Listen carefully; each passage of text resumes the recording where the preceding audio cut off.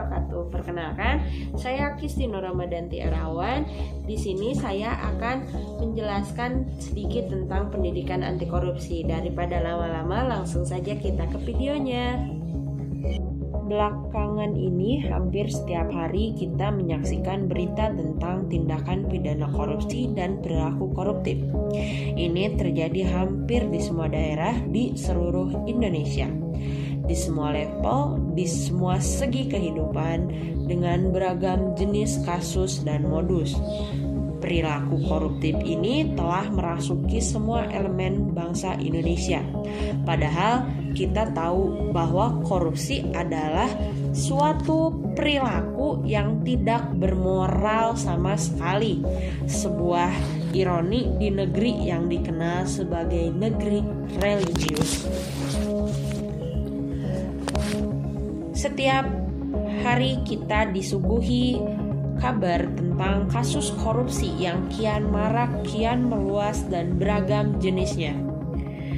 Apapun alasannya, kita sebagai penerus bangsa yang akan berkiprah di bidang pendidikan sudah sepatutnya memahami tentang pendidikan anti korupsi ini, karena kita memiliki beban yang cukup berat. Karena harus bisa mengubah paradigma pendidikan yang sebelumnya diharapkan menjadi penguat budaya anti korupsi, makin dirasakan tidak konsisten dengan menjalankan fungsinya.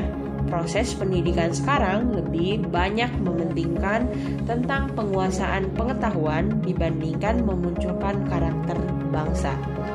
Bagaimanapun, upaya sekolah mengimplikasikannya dalam berbagai jenis kegiatan tetap saja belum memperoleh hasil yang sangat optimal. Oleh karena itu, tiba saatnya kita kembalikan fungsi sekolah sebagai tempat penguatan anti korupsi untuk jangka panjang. Permasalahan korupsi di Indonesia. Korupsi di Indonesia bukan hal yang tabu lagi dibicarakan. Akhir-akhir ini, hangat-hangatnya berita korupsi di mana-mana. Bukan hal yang asing lagi jika pelaku korupsi adalah pejabat-pejabat negara. Sebenarnya, pejabat daerah juga tidak akan luput dari kasus korupsi, hanya saja tidak ketahuan oleh publik dan dewan pers. Namun, kasus korupsi di Indonesia merupakan suatu penyakit yang akut yang sulit sekali diatasi. Kita tahu bahwa korupsi itu banyak merugikan semua pihak. Mereka, pelaku dari korupsi, hanya mementingkan diri sendiri, tidak pernah memikirkan orang lain. Dampak korupsi itu sangatlah banyak dan salah satunya yaitu kekurangannya kesejahteraan bagi warga negara dan mereka hanya menambah hutang negara. Berikut ada beberapa kasus korupsi terbesar di Indonesia. Yang pertama ada PT Asabri, kasus yang dilakukan oleh PT Asuransi Sosial Angkatan Bersenjata Republik Indonesia menjadi yang terbesar di Indonesia. Jumlah kerugian kasus dugaan pengelolaan dana investasi periode 2012 sampai 2019 PT Asabri mencapai 23,74 triliun rupiah. Data ini berdasarkan pemeriksaan Badan Pemeriksaan Keuangan Republik Indonesia. Kasus Asabri membuat 7 terdakwa dituntut 10 tahun penjara sampai hukuman mati. Selain itu, uang pengganti kerugian untuk negara mencapai 11 triliun rupiah. Yang kedua ada Jiwasraya. Kasus PT Jiwa Asuransi Jiwasraya Persero mencapai 13,7 triliun rupiah. Jiwasraya menjadi sorotan setelah gagal bayar polis kepada nasabah sebesar 12,4 triliun rupiah.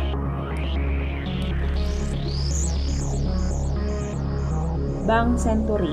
Kasus Bank Senturi ramai di tahun 2014. Badan Pemeriksaan Keuangan melaporkan kerugian negara mencapai 6,76 triliun rupiah berdasarkan laporan hasil perhitungan. Selain itu, kerugian negara yang lain mencapai 689,394 miliar untuk memberikan fasilitas pendanaan jangka pendek ke Bank Senturi. Adapun beberapa solusi untuk menangani korupsi. Yang pertama, mereformasi administrasi publik dan manajemen keuangan. Reformasi yang berfokus pada peningkatan manajemen keuangan dan memperkuat peran lembaga audit di banyak negara telah mencapai dampak yang lebih besar daripada hanya melakukan di sektor publik dalam mengendalikan korupsi. Yang selanjutnya ada mengenali jenis korupsi.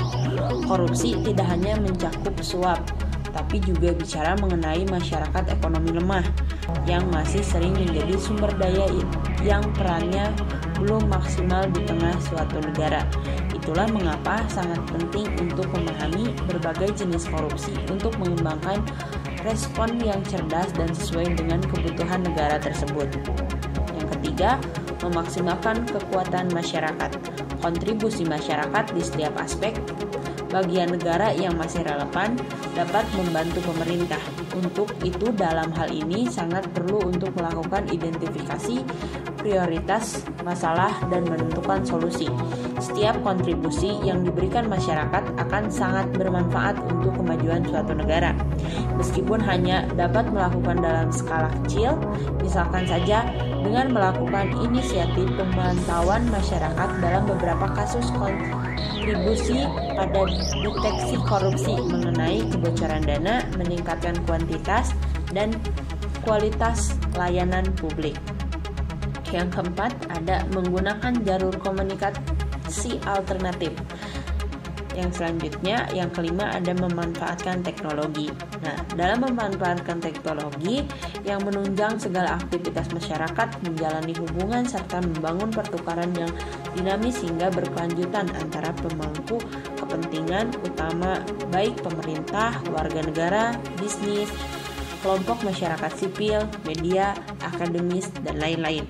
Bahkan dengan teknologi seperti internet, siapapun dapat melakukan tindakan pencegahan, baik itu dalam tingkat global maupun lokal, yang dapat disesuaikan dengan skala dan ruang lingkup itu sendiri, sehingga sangat disarankan untuk masyarakat dapat memanfaatkan teknologi. Mungkin cukup sekian video pembelajaran yang bisa saya sampaikan terkait pendidikan anti korupsi ini. Mohon maaf apabila ada kata-kata yang kurang dimengerti dan ada salah kata. Mohon dimaklum. Wabillahi taufiq wal hidayah. Wassalamualaikum warahmatullahi wabarakatuh.